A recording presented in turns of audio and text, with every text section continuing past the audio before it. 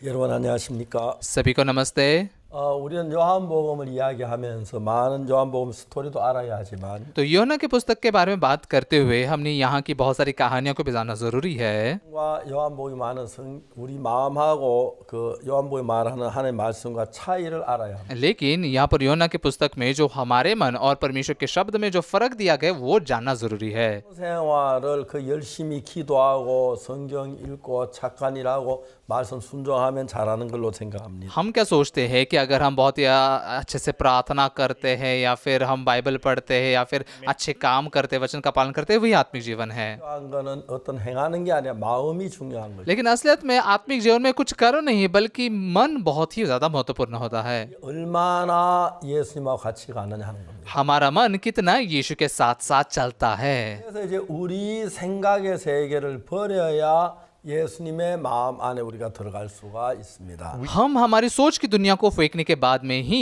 यीशु के वचन की दुनिया में प्रवेश कर सकते हैं।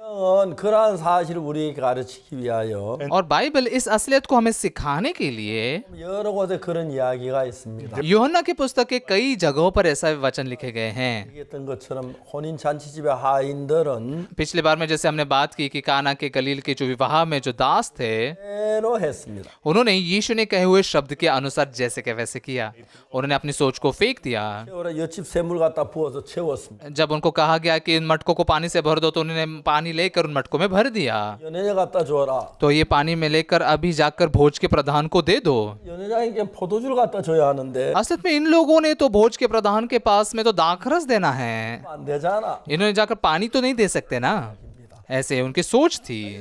그렇지만 자기 생각을 꺾고 हालांकि उनकी सोच ऐसे थी लेकिन उनकी सोच को तोड़कर 따라 그 물을 떠다 줬는데 정말 좋은 포도주로 변했습니다. यीशु के वचन के अनुसार उन्होंने जाकर वो पानी दिया, लेकिन वो सच में एक बहुत ही अच्छे अद्भुत ऐसे दाखरस में बदल गया। 3장에 보면 니고데모라는 사람이 있는데 लेकिन यूहन्ना के 3 अध्याय में निकोदेमुस नामक एक व्यक्ति है 유대인의 관원이었고요. जो यहूदियों का सरदार था 그는 정말 성경을 많이 아는 사람이었어요. और वो सच में बाइबल को बहुत ज्यादा जानने वाला ऐसा व्यक्ति था। 뭐가 어느 날 밤에 예수님을 찾아왔습니다. एक दिन रात को यीशु के पास में निकोदेमुस आया 뭐라고 말씀한지 아시죠? और उसने यीशु से क्या कहा आपको पता है? 당신은 하늘부터 오신 선생님 줄 우리가 압니다. हे रबी, हम जानते हैं कि तू परमेश्वर की ओर से आया हुआ गुरु है, 함께하지 않으시면 당신은 그 표정 아무라도 할 수 없습니다. क्योंकि कोई इन चिन्हों को जो तू दिखाता है यदि परमेश्वर उसके साथ न हो तो नहीं दिखा सकता। 예수님이 하나님께로부터 오신 분인 줄 알았습니다. इस निकोदेमुस को पता था कि यीशु परमेश्वर की ओर से आया है। 예수님이 하나님께로부터 오신 분이라면 तो अगर यीशु परमेश्वर की ओर से आया हुआ है तो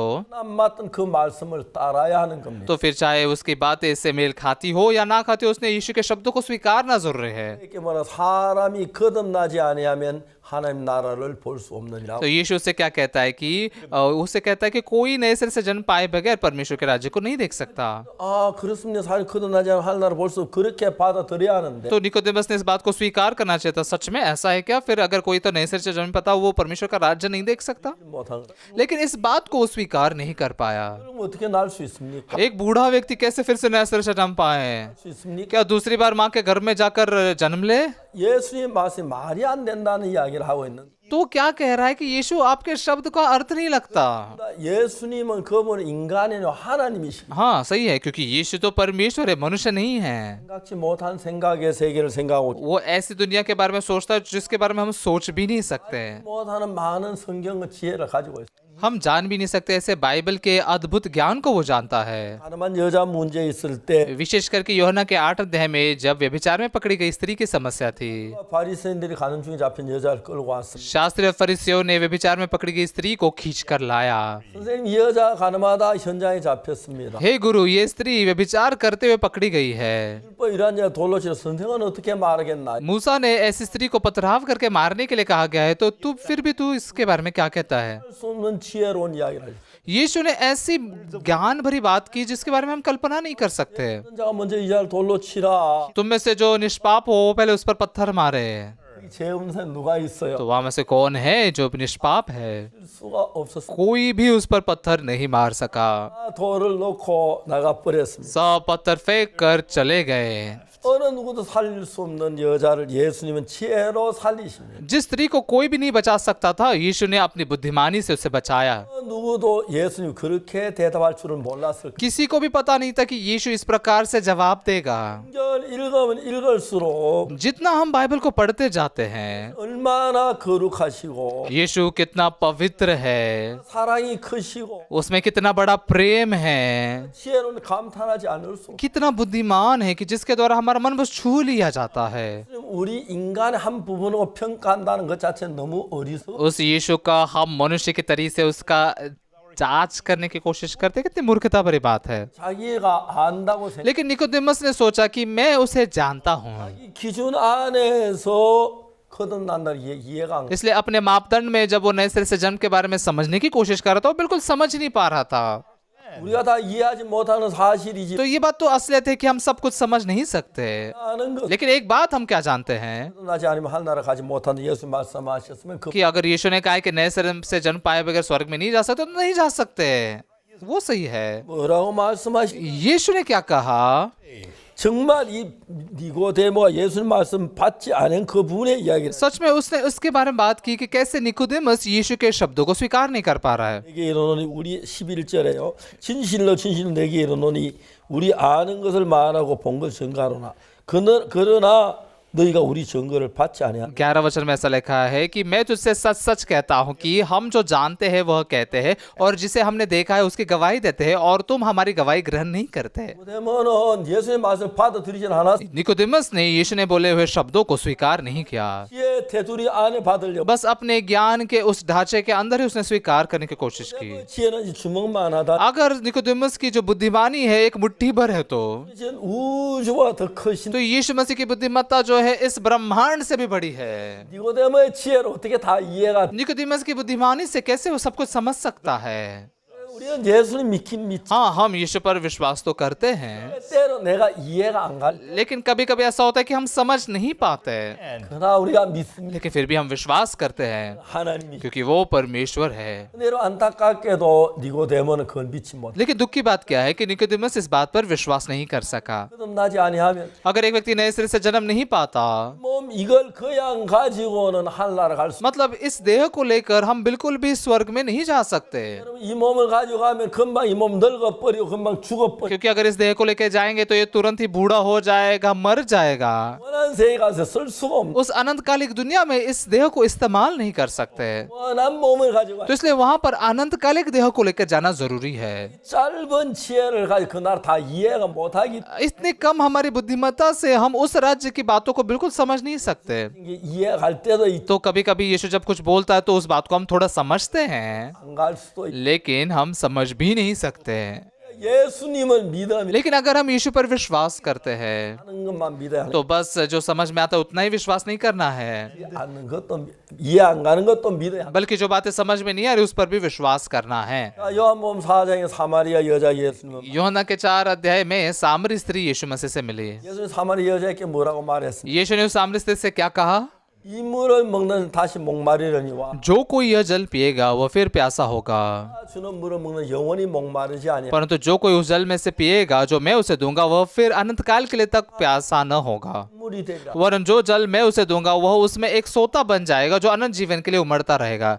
हम जब समझते हैं 이게 한 번만 영원히 목마르지 않아. एक बार कैसे पानी पीने से कैसे अनंत काल के लिए प्यासा न होगा, 또 안 되는 이야기. ये तो पूरी बकवास बात लगती है। 어떤 물이 한 번만 영원히 목이. कौन सा ऐसा जल है जिसको एक बार पीने से अनंत काल के लिए प्यास नहीं लगती? ऐसा कैसा पानी है?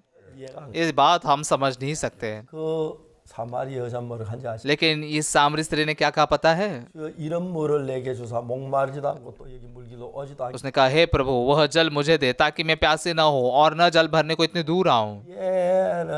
자기 이해 폭을 넘어서 अपनी समझ को पार करके उसने इस बात को स्वीकार किया, 이해를 버리고 उसने अपनी समझ को फेंक दिया, 버리고 अपने न्याय को फेंक दिया, 야만 예수님을 믿는 믿음의 세계 속에 들어갈 수가 हम बस विश्वास से ही यीशु मसीह के उस विश्वास की दुनिया में प्रवेश कर सकते हैं। 제가 아는 한 장로님은 참외 농사를 짓는 मेरे पहचान के एक एल्डर है जो खरबूजों की खेती करते हैं। 성주라는 곳 참외 농사를 गंगबुक के सोंगजू नाम के एक शहर में वो खरबूजों की खेती करते हैं। 참외 농사 짓는 사람은 4천 세대가 उस इलाके में 4000 किसान हैं जो खरबूजों की खेती करते हैं। 4천 세대가 한국에 거의 참외를 거의 다 독점을 하다시피 वो 4000 किसान जो है पूरे कोरिया भर के उस खरबूजों के मार्केट को उन्होंने पूरा कब्जा कर लिया है। 전에 한국 사람들은 개구리 참외란 참외를 먹은 उससे पहले कोरियन लोगों को मेंढक की त्वचा वाले खरबूजे पसंद आते थे। 왜 개구리 참외라고 उसे क्यों मेंढक की त्वचा वाले खरबूजे कहा जाता है? 그 껍질이 꼭 개구리 칼라처럼 울룩들룩해서 개구리 참외라고 उस खरबूजा का बाहरी जो छिलका है वो बिल्कुल इस मेंढक के त्वचा के जैसा था, इसलिए उसको मेंढक के त्वचा के खरबूजे कहा जाता था। 참외가 제일 맛 तो उस समय में ये मेंढक जैसे दिखने वाले खरबूजे बहुत स्वादिष्ट होते थे और बहुत मशहूर थे। 지금은 이제 성주 참외가 최고로 해서 개구리 참외를 다 잡아 लेकिन अभी ये संगजू के जो खरबूजे हैं वो पूरे जीत चुके हैं इन मेंढक खरबूजों पर। 이제 성주 참외의 그 선구자 이끌어가는 분이 우리 그 장로 तो संगजू के इन खरबूजों को आगे बढ़त देने में सच में अगुवाई से काम करने वाले हमारे ये एल्डर हैं। lead. 어느 날 참외를 농사를 지었는데 एक दिन वैसे खरबूजों की खेती कर रहे थे। 왜 겨울에 참외가 다 उस साल के सर्दियों के मौसम में सारे खरबूजे जम गए। 어부들이 덜 팔면 너무너무 한숨을 किसान जब इन खरबूजों को देख रहे थे तो बहुत सारे ज्यादा परेशानी और तकलीफ में थे। 시장에 참외가 다 얼어 죽었는데 तो दूसरे सारे खेतों के जो खरबूजे सब जम गए। 한 농자에 보니까 참외가 안 얼어 죽고 파랗게 लेकिन एक ही खेत में खरबूजे जम नहीं गए थे बल्कि हरे हरे थे। 사람들 전부 다 그 참외밭에 तो सब लोग उसी खरबूजे के खेत में आ गए 주인이 우리 교회에 나오는 손인모 और उस खेत के मालिक हमारे चर्च में आने वाले सोन इनमो एल्डर हैं। In more. 그래서 손 선생님 그 당신 참외 왜 안 얼어 सोन जी आपके ये जो खरबूजे ये कैसे नहीं जमे? 이분이 뭐라고 얘기했냐면 तो उन्होंने क्या कहा? 내가 기후를 보니까 기후가 그냥 한겨울에 추웠던 해가 있고 덜 추웠던 해가 있는데 그걸 계산하면 올 겨울에 추위가 올 거라고 하더라고요. जब मैंने मौसम को देखा, मौसम बस ऐसा ही नहीं है बल्कि कभी कभी सर्दियाँ ज्यादा होती है तो कभी कभी कम होती है, तो मैंने जान लिया कि इस बार की सर्दी बहुत ही ठंडी होने वाली है। 추위를 이기는 비료를 줘. तो इसलिए मैंने ठंड पर जीतने वाली ऐसी खाद को इनको दिया। 다른 사람들은 아직 그 수준은 추위를 이기는 비료 생각도 तो दूसरे लोग अब तक इस स्तर तक नहीं थे, मतलब उन्होंने कभी सोचा भी नहीं था कि ठंड पर जीतने वाला खाद भी होता है। 저희들 교회 나오면서 लेकिन सोनिन वो एल्डर जैसे हमारे चर्च में आ रहे थे, 이분이 그 교회에서 제3을 자기 마음을 꺾는 법을 उन्होंने चर्च में पापों की क्षमा को पाने के बाद में उन्होंने अपने मन को तोड़ना सीखा। 부분에 다른 사람도 훨씬 생각이 앞서. तो ऐसी बातों में वो दूसरों से भी आगे सोच में बहुत बढ़े हुए हैं। 저 뭐야 비료가 있는데 더위를 추위를 이기는 비료가 있어. क्या खाद में से भी ऐसा खाद है जो ठंड पर जीतता है? 생각을 해보세요. हाँ, आप थोड़ा सोचिए ना। 아프리카나 더운 나라에 가면 사람들이 과일이나 채소 같은 걸 많이 먹어. अफ्रीका और गर्मीले ऐसे देश जहाँ पर होते हैं वहाँ पर लोग फल और सब्जियाँ बहुत खाते हैं। 추운 북극 지방에 사는 사람들은 기름기가 많은 돼지 비계나 그런 걸 많이 먹어. लेकिन जो उत्तरी ठंड वाले जगह पर जो रहते हैं वो चर्बी वाली चीजें खाते हैं, सुअर की चर्बी ऐसे भी खाते हैं। 비계 같은 게 우리 그 추위를 이기게 해주기 때문에 그렇게 하는. तो वो सुअर की जो चर्बी होती है हमें ठंड पर जीतने की मदद करती है। 참외도 사람의 똑같다. 추위를 이겨야 할 필요가 있을 때 추위에 이기는 비료를 줘야. तो ये खरबूजे भी बिल्कुल वैसे ही है। तो अगर उनको ठंड पर जीतना है उनको भी ठंड पर जीतने वाली खाद देनी जरूरी है। 이제 이 사람이 한 달에 한 번씩 신문에다가 참외에 대한 글을 써요. तो ये महीने में एक बार अखबारों में खरबूजों के बारे में लिखते हैं 그 동네 유명해. और वो उस इलाके में बहुत मशहूर है। Town. 다른 사람들은 그런 참외 개발을 기술을 가지면 속이고 자기 혼자만 가지고 अगर दूसरे लोगों के पास में ऐसे तकनीक होती खरबूजे के बारे में तो वो छिपा कर रखते हैं, वो खुद ही के पास रखते हैं। 점심은 참외 교실을 만들어 놓고 누구든지 공짜로 다 가르쳐. लेकिन इन्होंने खरबूजों का क्लास बनाया, कोई भी आए उनको मुफ्त में सिखाते रहते हैं। New techniques, he would teach it to them all. 이분이 이제 참외를 심으면 तो जब ये खरबूजों को बोते हैं 1차 꽃이 피면 열매를 맺어. तो वो पहली बार ऐसे फूल लाते हैं, फिर फल देते हैं 그 참외 좀 쉬었다. और फिर खरबूजे थोड़ा आराम करते हैं 2차에 또 꽃을 피고 और दूसरी बार फिर से फूल आते हैं, फिर फल आता है 그리고 이제 좀 쉬었다. और फिर थोड़ा आराम करते हैं 3차에 또 꽃이 피고 열매. और तीसरी बार फिर से फूल लाते हैं, फल लाते हैं। 그러니까 3번 꽃을 피고 열매 맺고 तो 3 बार ऐसे फूल आकर जब फल लगते हैं 참외가 시들어 버려. तब ये जो खरबूज है सूख जाते हैं। 하나님 올 때 아직 햇빛도 많고 아직 춥지도 않은 तो उन्होंने जब देखा अभी तो धूप भी ज्यादा है, इतनी ठंड भी नहीं है। 참외야 왜 너 시드냐? हे खरबूज है तू क्यों सूख जाता है? 대화가 안 되잖아. लेकिन खरबूज से तो बातचीत नहीं होती ना। 근데 너무 신기하. लेकिन अद्भुत बात क्या है, Is 옆에 있는 호박밭 बगल के कद्दू के खेत में nearby. 똑같은 이제 호박이 있고 참외가 मतलब वहां पर ऐसे कद्दू है और फिर खरबूजे थे। 호박은 아주 줄기가 튼튼하고 कद्दू का जो तना होता है वो बहुत ही ऐसा मोटा होता है, 많은데 호박은 막 열매도 큰. लेकिन खरबूजा तो बस मुट्ठी भर होता है, लेकिन कद्दू तो बहुत बड़ा फल होता है ना। 그래서 이 사람이 뭘 생각했느냐? तो इन्होंने क्या सोचा, Was 아 호박은 저런 열매를 크게 잘 맺는데 참외는 적. कद्दू इतने बड़े बड़े फल अच्छे से देता है, क्यों ये खरबूज इतने कम फल देते हैं? 아주 조사한 교원 결과 तो उन्होंने बहुत ज्यादा ऐसे सोच कर रिसर्च करके क्या मिला, 에 문제가 있다. हाँ जड़ में समस्या है। problems. 참외는 뿌리가 아주 가늘 새끼 손가락 같아. खरबूजे की जो जड़ें होती है बहुत ही पतली, छोटी उंगली की जितनी होती है, 엄지 손가락은 뿌리가 लेकिन कद्दू के जो जड़ें होती है इस अंगूठे की जितनी मोटी मोटी होती है, इसलिए वो गहराई तक अंदर जाती है 많이 공급해 주니 और बहुत ज्यादा पोषण ला कर देती है। 커지고 참외는 적. इसलिए कद्दू बड़े हो जाते हैं और खरबूजे छोटे रह जाते हैं। 이제 이 사람 그걸 알았어. तो इनको ये बात पता चल गई। 그 다음부터 이제 참외의 뿌리를 튼튼하게 하는 비를. तो आगे से उन्होंने ऐसी खाद देने लगे जो खरबूजों की जड़ को ताकतवर बना सके। 비를 안 줄 때보다 뿌리 건강한 비를 주니까 참외 뿌리가 좋아. लेकिन खाद देने के बाद में ये जड़ें, खरबूजे की जड़ें पहले से बेहतर बन गई तो सही है, 참외 뿌리가 호박봉이 너무 약해서 참외 열매가 잘 안. लेकिन फिर भी खरबूजों की जो जड़ें है वो कद्दू से बहुत कमजोर है, इसलिए वो फल नहीं दे पाते थे। Much fruit. 뿌리가 약해서 문제.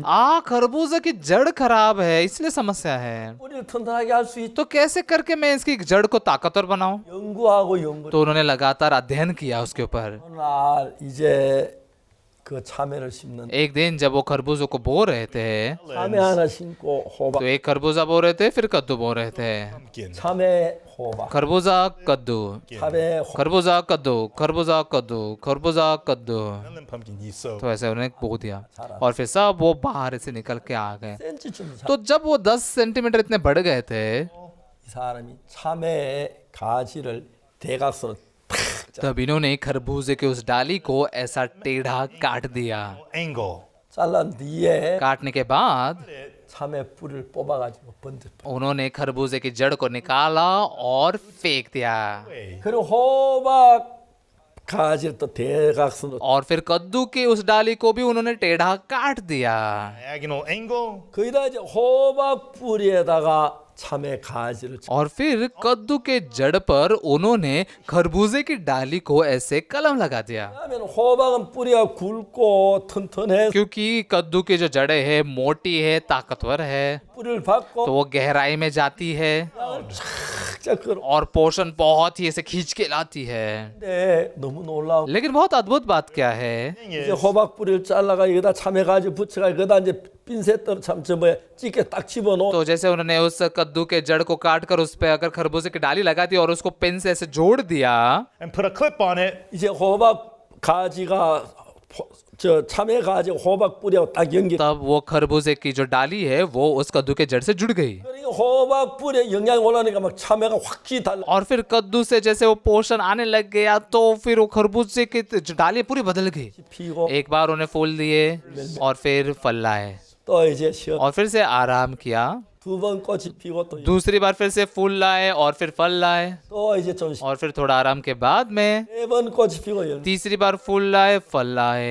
전에 참외 그걸로 끝나. तो पहले खरबूजे ही यहीं पर खत्म हो जाते थे, For the melons, 이번 네 번째 꽃이 피고 लेकिन इस बार चौथी बार फूल लाए और फिर फल लाए, 다섯 번째 꽃이 피고 열. पांचवी बार फूल लाए और फल लाए। fruits. 어떤 참외는 कुछ खरबूजे 6번까지 꽃이 피는. 6 बार भी फूल लाए और फिर फल भी लाए। 아무래도 옛날에 참외 배를 अभी एक पौधे से पहले के मुकाबले उनको दुगने खरबूजे मिल रहे थे, But you 참외도 used 크고 to. और फिर खरबूजे बड़े थे और फिर ताकतवर थे। 그래서 그걸 성공해 온 저 주민들 가르쳐. और फिर उन्होंने इस बात को, इस तकनीक को सभी लोगों को सिखा दिया। town. 참외 수확이 배가 तो इसलिए खरबूजों के जो संख्या थी वो दुगनी बढ़ गई 되는데 और वो बहुत अच्छे से बेचे जा रहे थे और बहुत अच्छे से वो पैसे कमा रहे थे।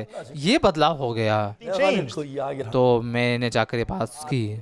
신앙도 हाँ, आत्मिक जीवन भी बिल्कुल ऐसा ही है। As well. 참외는 줄기에 좋은 그 참외를 맺을 수 있는데 तो ये जो खरबूजा है इसकी डाली अच्छी है, बहुत अच्छे से खरबूजे ला सकते हैं, लेकिन जड़ खराब है इसलिए अच्छे खरबूजे नहीं ला सकते।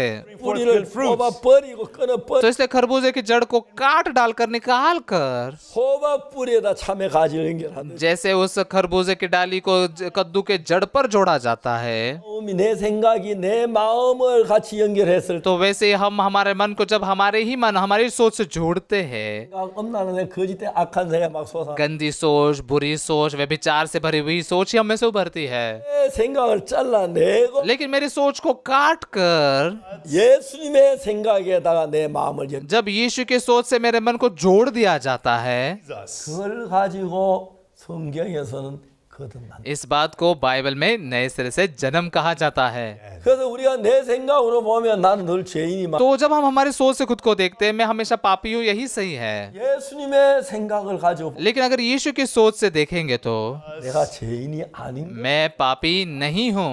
왜? क्यों?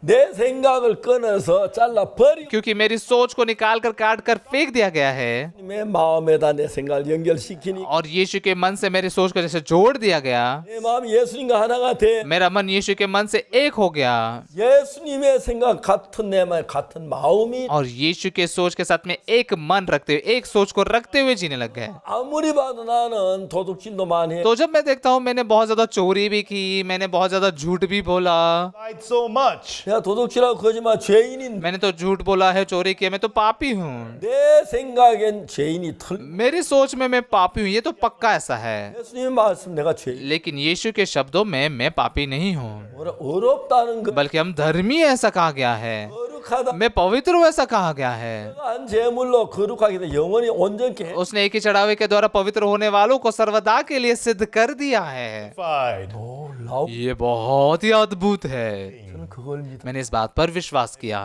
죄를 안 지은 게 ऐसा नहीं कि मैंने पाप नहीं किया, 죄를 지치 मैंने पाप किया, लेकिन 예수님의 십자가 यीशु मसीह का क्रूस जो है, 몇 월 며칠까지 죄가 제한된 게 아니라 영원한 죄를 ये क्रूस की कोई सीमा नहीं है कि इस दिन तक ही, बल्कि अनंत काल के लिए मेरे पापों को धो दिया गया है। 십자가의 피로 내 죄가 사지 너무 क्रूस के लहू पर से मेरे पाप धोए गए, ये बात बहुत ही साफ है। 가지고 죄인 같은 मेरी सोच को रखकर मैं सोचता हूँ मैं पापी हूँ, 이 성경을 읽어 लेकिन जब मैं बाइबल को पढ़ता हूँ, 어렵다는 ये हमें धर्मी कहती है, 거룩한 ये हमें पवित्र कहती है, 깨끗하게 돼 ये कहती है कि हम शुद्ध किए गए हैं। 성경이 어렵다면 어려워 बाइबल अगर धर्मी कहती है तो हम धर्मी हैं, 깨끗한 거 अगर वो कहते हैं तो हम शुद्ध है तो हम शुद्ध है। 제 생각을 지워 तो मैंने मेरी सोच को निकाल दिया, मिटा दिया 성경 말씀을 और बाइबल के वचन पर मैंने विश्वास किया। 그래 나는 내 마음이 깨끗하다 इसलिए मेरे मन में मैं शुद्ध हूँ। Clean. 분명히 나는 죄를 지어 निश्चित ही मैंने पाप किया। 제가 어릴 때 정말 나무집 그 밭에 들어가 감자 뭐 땅콩 캐먹고 बचपन में मैं दूसरों के खेत में जाकर आलू या फिर मूंगफली या बहुत सारी चीज चुरा कर मैंने खाई। 죄입니다. हाँ, ये चोरी करना पाप है, निश्चित ही पाप है। मैंने झूठ बोला, मैंने पाप किया, 근데 예수님 나를 보고 어렵다. लेकिन यीशु ने मुझे धर्मी कहा। 죄가 없다. उसने कहा कि मुझ में पाप नहीं रहा। 죄를 지었냐며. मैंने पाप किया तो पाप क्यों नहीं है? No sins. 말은 내 마음은 죄인이란 게 맞. लेकिन मेरे मन में मैं पापी हूँ, ये तो सही है। 예수님은 어렵다. लेकिन यीशु कहता है मैं धर्मी हूँ। 어떻게 어렵게? तो कैसे मैं धर्मी बना? Righteous. 십자가에서 씻었어. क्योंकि उसने क्रूस पर मेरे पापों को धो दिया। 저는 내 생각을 믿지 않고 예수님 말씀을 तो मैंने मेरी सोच पर विश्वास नहीं करते हुए यीशु के वचन पर विश्वास किया। 내가 나를 볼 땐 죄인 같아. जब मैं अपने आप को देखता हूँ मैं पापी दिखता हूँ, Sinner. 예수님 십자가 피로 내 모든 죄를 사. लेकिन यीशु ने क्रूस पर के लहू से मेरे सारे पापों को धो दिया है। 예수님의 눈에는 내가 깨끗. इसलिए यीशु की नजरों में मैं शुद्ध हूँ, 예수님은 내가 거룩한 यीशु की नजरों में मैं पवित्र हूँ, मैं धर्मी हूँ। 생각을 해봐. थोड़ा सोचिए, 내 생각이 옳겠어. 예수님 생각. मेरी सोच सही होगी क्या? यीशु की सोच सही होगी? 그것도 없어. इसमें बोलने की कुछ बात ही नहीं है। 생각이. यीशु की सोच ही सही है। 그 예수의 말씀을 마음에 받. और यीशु के वचन को मैंने मेरे मन में स्वीकार किया। 의롭다. मैं धर्मी हूँ, 난 거룩. मैं पवित्र हूँ। 재판이 예수님이. क्यों? क्योंकि न्यायाधीश यीशु ने मुझे पवित्र कहा। 제가 가나에 간 적이 मैं एक बार घाना गया था। 하나 1912년 ये 2012 साल की बात है। 그때 가나 대통령 영부인이 우리 행사에 와. तब घाना के राष्ट्रपति की पत्नी हमारे वर्ल्ड कैंप में आकर उन्होंने आकर एक संदेश दिया था 행사를 다 마쳤는데 और हमारे कैंप का जो कार्यक्रम था पूरा खत्म हुआ। 영부인은 늦게까지 기다렸다 저를 만나 이야기. लेकिन राष्ट्रपति की जो पत्नी थी वो बहुत देर तक रुकी और उन्होंने मुझसे कुछ बात करना चाहते थे। 사함 받는 이야기. तो मैंने उनके साथ में पापों की क्षमा के बारे में बात की। 영부인이 굉장히 기뻐 그 말씀을 받으. उन्होंने बहुत ही खुशी से उन वचनों को स्वीकार किया। 간 대통령의 지금 몸이 굉장히 위중해 돌아가실 것 같아. घाना के जो राष्ट्रपति है वो बहुत ही बीमार है, वो कभी भी गुजर सकते हैं। उन्होंने मुझसे कहा, उन्हें कहा कि क्या आप उनके लिए प्रार्थना कर सकते हैं। 합창단 내려가서 가나 노래 두고 तो फिर मैं वहाँ पर क्वायर को भी लेकर गया और वहाँ पर उन्हें 2 घाना के गाने गाए। 존 아타밀스 대통령 उनका नाम जॉन आटालमिल्स है और राष्ट्रपति जी। 이야기를 하는 것이. और फिर मैंने उनसे बात की। 내가 어릴 때부터 교회를 다녔고 열심히 하나님 वो कहने लग गए कि मैं तो बचपन से ही चर्च जाता था, मैं परमेश्वर पर विश्वास करता था, 고민. लेकिन फिर भी मेरे मन में एक तकलीफ है क्योंकि मैं जल्दी मरने वाला हूँ ये सोचकर। वो क्या है? मैंने पूछा। उन्होंने कहा कि मुझ में पाप है। 아까 죄인인 걸 어떻게? राष्ट्रपति जी, आपको कैसे पता चला कि आप पापी हो? 죄를 지었으니까 죄인. और मैंने पाप किया इसलिए मैं पापी हूँ, यही सही है ना? 내가 말 그렇지. मैंने कहा नहीं, ऐसा नहीं है। 대통령 깜. तो राष्ट्रपति जी आश्चर्यचकित हो गए। 아니 그렇지 않다고 죄를 죄인이 아니냐? वो आश्चर्यचकित, क्या मैं पापी नहीं हूँ? मैं पाप करके पापी नहीं हूँ? हाँ, वो सही है। तो कैसे ऐसा हो सकता है? 예수님이 우리 죄를 위해 죽으셨지 않습니까? क्या यीशु हमारे पापों के लिए नहीं मरा है क्या? 다 사실 राष्ट्रपति जी, उसने आपके भी सारे पापों को धो दिया है। 거룩하심. आप पवित्र हैं, आप धर्मी हैं। 성경을 펴서 보여. बाइबल खोलकर मैंने उनको दिखाया 대통령이 그날 너무너무 기뻐. और उस दिन राष्ट्रपति जी बहुत ही खुश हुए। 한 평생 잊을 수 없는 대통령. वो ऐसे राष्ट्रपति जी हैं जिनको मैं जिंदगी भर कभी नहीं भूल सकता। 대통령 만날 때 난 항상 이런 말. मतलब मैंने हर बार बहुत सारे ऐसे राष्ट्रपतियों से मिला और मैंने उनको यही बातें बताई। ये बहुत ही खुश हुए। 4시간 뒤에 4 घंटों के बाद में 대통령 하늘 나라로 राष्ट्रपति जी स्वर्ग चले गए। 마음의 죄 사함을 받고 मन में पापों की क्षमा पाकर 기뻐하며 खुश होते हुए 감사하며 धन्यवादिता से वो चले। 귀한 대통령 처음 सच में इतने मूल्यवान राष्ट्रपति से मैं पहली बार मिला। 우리를 참 사랑하여 परमेश्वर हमसे बहुत ही प्रेम करता है। 위하여 우리 모든 죄를 눈처럼 이기고 उसने हमारे लिए हमारे सारे पापों को बर्फ के समान सफेद धो दिया है। 하긴 죄를 지어 죄인같이 हमारे सोच में हमने पाप किया, हम पापी लगते हैं। 예수님 말씀은 내가 십자가에 네 죄를 다 लेकिन यीशु कहता है मैंने क्रूस पर तेरे सारे पापों को धो दिया है, तेरे पाप का दंड मैंने ले ही लिया। 그걸 믿는 것이 इस पर विश्वास करना है। 죄를 죄인같이 보일시 तो भले मैं पाप करके मैं पापी जैसे दिखता हूँ, 예수님이 의롭다면 लेकिन अगर यीशु धर्मी कहता है तो मैं धर्मी हूँ। अगर वो कहता है पाप धोए गए हैं तो धोए गए हैं। अगर यीशु पवित्र कहता है तो पवित्र है। 이렇게 믿는 것이 इस प्रकार से विश्वास करना, 믿지 않고 주를 믿는 것. ये अपनी सोच पर विश्वास नहीं करके प्रभु पर विश्वास करना है। 우리가 하나가 ऐसे विश्वास के अंदर जब आप और यीशु एक होते हैं 되는 은혜와 복을 받을 줄 तो परमेश्वर के अद्भुत ऐसे आशीष को आप पाओगे। समय विश्वास करता हूँ। धन्यवाद। 다음 시간에 뵙 अगली बार मैं आपसे फिर मिलूंगा। 은혜가 여러분께 넘치게 परमेश्वर का आशीष आप पर बहुतायत से हुए समय आशा करता हूँ। धन्यवाद। You.